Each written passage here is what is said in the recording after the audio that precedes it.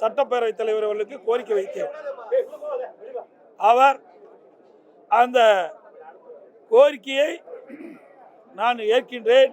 அதே சமயத்தில் இது குறித்து முதலமைச்சர் அவர்கள் ஒரு சில விளக்கத்தை அளிப்பார்கள் என்று குறிப்பிட்டார்.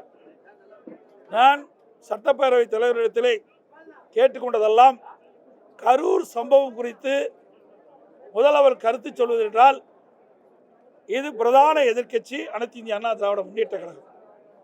கரூர் சம்பவம் நடைபெற்ற நிகழ்வு குறித்து பிரதான எதிர்க்கட்சி என்ற முறையில் எங்களுடைய கருத்துக்கள் தெரிவித்த பிறகு முதலமைச்சர் பதிலளிப்பதுதான் பொருத்தமாக இருக்கும் என்று நான் குறிப்பிட்டேன். சட்டப்பேரவைத் தலைவர்கள் 56 விதி எண் 56 கீழ் பேசுவதற்கு வாய்ப்பு கொடுக்கிறேன் என்று சொல்லிவிட்டு உடனே முதலமைச்சர் அவர்களை அழைத்து நீங்கள் அரசனுடைய கருத்தை குறிப்பிடலாம் என்று அவருக்கு அனுமதி கொடுத்தார்.